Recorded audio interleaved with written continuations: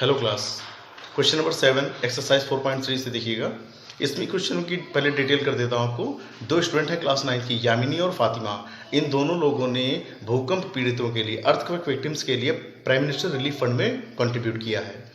दोनों ने टोटल मिलाकर के 100 रुपीज़ दिया है। दोनों का सम ऑफ मनी है वो 100 रुपीज़ है। मतलब यामिनी ने कितना दिया है, फातिमा ने कितना दिया है, ये नहीं बताया गया है। बस हम इतना जानते हैं कि दोनों का सम ऑफ मनी जो है वो 100 है। ठीक है, तो ये इतनी कंडीशन बताई गई इतनी, तो इसके लिए हमें लीनियर इक्वेशन लिखनी है और जो लीनियर इक्वेशन आएगी उसका हमें ग्राफ भी प्लॉट करना है। ठीक, अच्छा चलिए मानते हैं कुछ इसमें लेट करते हैं। Let the contribution of Yamini is rupees x and the contribution of Fatima is y. जब हम ये जानते ही नहीं है कि यामिनी ने कितना दिया, फातिमा ने कितना दिया, तो हमें लेट तो करना ही होगा। अच्छा, लेकिन हम ये तो जानते हैं ना कि दोनों की मनी का जो सम है वो 100 है। यानी कि लिखेंगे पहले, since both of are contributed together rupees 100 in total, so we can write it as x plus y equal to 100। x इनकी मनी थी, y इनकी मनी थी और दोनों का सम टोटल कितना है 100, तो हम इसको लिख सकते हैं x plus y equal to 100। तो हमारा ये पहला तो आंसर हो गया जो कहा गया था कि right a linear equation for the condition. ठीक है ना। अब इस लीनियर इक्वेशन को हमें क्या करना है, ग्राफ पर प्लॉट करना है। ठीक, देखिए इसका ग्राफ कैसे ड्रॉ करते हैं। पहले टेबल बना लिया x और y की वैल्यूज के लिए। हमें एटलीस्ट 2 कोऑर्डिनेट्स चाहिए ग्राफ ड्रॉ करने के लिए। तो x हमने 0 लिया है। जब हम x की वैल्यू यहाँ पर 0 पुट करेंगे, if x equal to 0 then y equal to 100। x यहाँ 0 पुट कर दिया तो 0 प्लस y y ही तो रहेगा, तो y इक्वल क्या आ जाएगा 100। और जब y अगर हम 0 ले लें यहाँ पर तो x प्लस 0 यानी x ही रहेगा, x इक्वल 100 हो जाएगा। ठीक है, अब आप सोचिए ये जरा सा कि अभी तक जो हम ग्राफ ड्रॉ करते थे उस पर एक्स एक्सिस पर वाई एक्सिस पर 1 2 3 4 लेते थे। ठीक है ना, लेकिन जब ऐसे लार्जर वैल्यूज आए तो हमको कुछ लेट कर लेना होता है स्केल।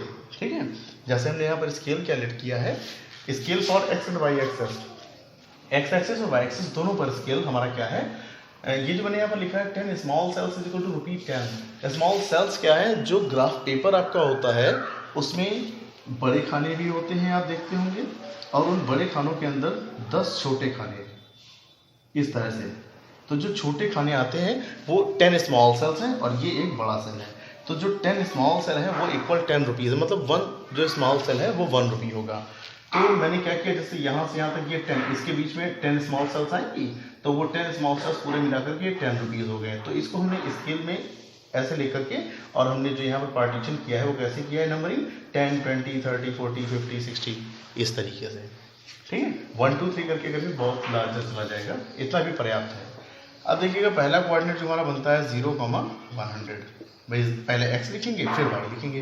तो x एक्सिस देखिए, x कोऑर्डिनेट जब 0 हो जाए तो आप समझ जाइए ये पॉइंट कहाँ पर होगा, y एक्सिस पर। और y एक्सिस पे y कितना है, प्लस का 100, तो y एक्सिस पे प्लस का 100 देख लीजिए कहाँ है, ये है।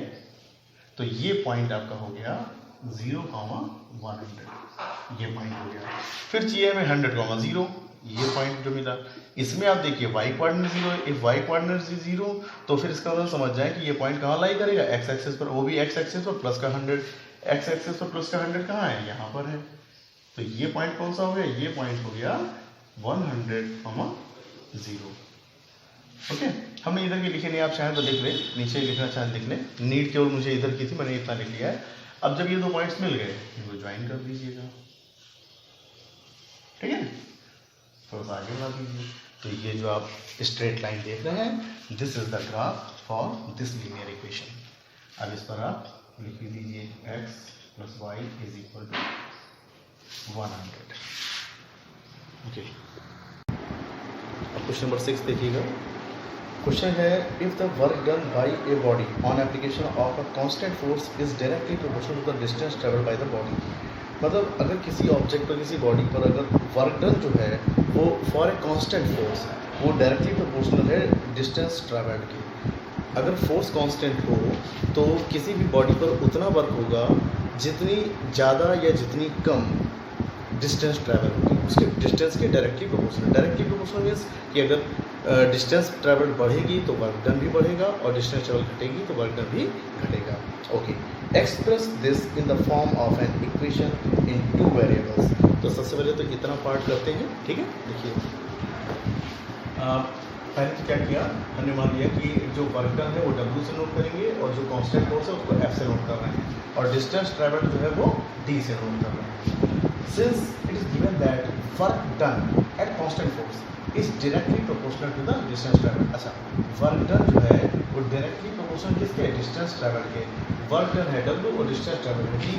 तो जो ये फिजिक्स की लैंग्वेज है इसको हम मैथमेटिकली ऐसा लिख सकते हैं W directly proportional to D, ठीक है ना। अब डायरेक्टली प्रोपोर्शनल, जब ये प्रोपोर्शनलिटी का साइन हटा करके इक्वल लगाया जाता है तो ये कांस्टेंट यूज़ किया जाता है, और हम यहाँ पर कांस्टेंट यूज़ कर रहे हैं वो क्या, फोर्स कांस्टेंट है, तो हम यहाँ पर फोर्स यूज करेंगे। W is equal to FD। यहाँ पर F क्या है, ये कांस्टेंट। देखिए ये linear equation in two variable ही है, क्योंकि इन टू वेरिएबल्स में क्या होता है, टू वेरिएबल्स होते हैं जिनकी वैल्यूज चेंज हो सकती है और बाकी सब कांस्टेंट। तो यहाँ पर जब F कांस्टेंट हो गया तो W और D ये टू वेरिएबल्स ही तो हो गए, तो इसलिए ये linear equation in two variable, इसलिए लिख दिया the above equation is the required linear equation in two variable. इसके बाद क्वेश्चन में ये कहा गया था कि जो ये आपको linear equation in two variable मिली है इसका ग्राफ ड्रॉ करिए फॉर, देखिए now we need to draw the graph for W is equal to FD। इस इक्वेशन का ग्राफ ड्रॉ करना है where F is equal to 5 minute. अच्छा, F जो है अब हमको 5 मिनट देना, तो F के बीच में जब 5 पुट करेंगे तो W is equal to 5D हो जाएगा, that is W equal to 5D। तो ये जो लीनियर इक्वेशन है इसी का हमें क्या करना है, ग्राफ प्लॉट करना है। तो इसके लिए क्या करते हैं, फिर वही टेबल बनाते हैं। पहले जब इक्वेशन x y में होती थी तो x और y, यहाँ W D में है तो W और D ले लिया, ठीक है। तो W की वैल्यू अगर हम 0 लेते हैं, W अगर 0 लिया तो 0 के अपॉन में 5 आएगा, तो D इक्वल भी कितना हो जाएगा, 0। अच्छा, W इक्वल अगर हम 5 ले लेते हैं तो 5 के अपॉन में जब 5 आएगा तो 5 on 5 1, D इक्वल क्या हो जाएगा, 1 हो जाएगा। हम इक्वल टू वैल्यूज ही काफ़ी हैं, ठीक है ना। अब आते हैं ग्राफ पर। देखिए सबसे पहले तो x axis y axis draw करनी, और इसमें एक चीज़ नोट कर लीजिए, x एक्सिस और y, क्योंकि हमारे पास जो ये कोऑर्डिनेट्स है ये x और y में नहीं है, इसलिए हमको बताना पड़ेगा कि W x एक्सिस पर है, y एक्सिस पर है, और D किस पर है, ठीक है ना। तो मैंने यहाँ लिख दिया है W on x axis and D on y axis, ठीक है। W की जो वैल्यूज है 0 और 5 ये x एक्सिस पर लेना है, ठीक। देखिए पहला कोऑर्डिनेट क्या है 0,0, तो 0,0 तो यही पर होगा, ठीक। और दूसरा क्या है 5 का मतलब W 5 लेना है, W यानी कि x एक्सिस पर आपको 5 लेना है, और D यानी कि 1 वो आपको y एक्सिस पर प्लस का 1 लेना है। इनको मिलाया तो ये पॉइंट मिल गया। अब हमारे पास 2 पॉइंट्स हैं, इनको ज्वाइन कर देंगे, एक स्ट्रेट लाइन बना देंगे। ज्वाइन करने से जो स्ट्रेट लाइन मिली, this is the graph of W equal 5D। ये ग्राफ भी प्लॉट हो गया। इसके बाद एक और बात क्वेश्चन में कही गई है कि फ्रॉम द ग्राफ से ये बताना है कि if D is equal to 2 unit, अगर डिस्टेंस ट्रैवल्ड जो हो वो 2 यूनिट हो तो वर्क डन कितना होगा, और सेकंड पार्ट में अगर डिस्टेंस ट्रैवल्ड 0 हो जाए तो वर्क डन कितना होगा। तो फर्स्ट पार्ट देखिए ग्राफ कैसे पता करते हैं, if distance travelled D is equal to 2 unit. वैसे डिस्टेंस ट्रैवल्ड D जो है वो D हम कहाँ ले रहे हैं, y एक्सिस पर, तो y एक्सिस पर 2 देखिए कहाँ पर है, ये है। अब आप यहाँ से क्या करिए, एक x एक्सिस के पैरेलल लाइन लेके चलिए। जब ये आप लेके चलेंगे तो ये लाइन इस ग्राफ को कहीं पर इंटरसेक्ट करेगी, और जहाँ इंटरसेक्ट करे वहाँ से x एक्सिस पर परपेंडिकुलर ड्रॉ करेंगे। अब इसको परपेंडिकुलर ड्रॉ करने पर हमें वो पॉइंट कौन सा मिला, 10 मिला। इसका मतलब दिस 10 x एक्सिस पर हम क्या लिखते हैं W, तो यानी कि W इक्वल 10 होगा इफ D इक्वल 2 है, ठीक है ना। If D equal to 2 then W equal to 10 units. अच्छा, D अगर 0 है तो W कितना होगा, अब D 0, D हम ले रहे हैं y एक्सिस पर 0 कहाँ है, यहाँ है, ठीक है ना। तो अब 0 चूंकि ये पॉइंट तो लाइन पर ही लाई कर रहा है, तो इसी पॉइंट पर अगर D 0 है तो W कितना है, W भी x एक्सिस पर देखिए 0 ही है, तो अगर D 0 होगा तो W भी 0 यूनिट होगा।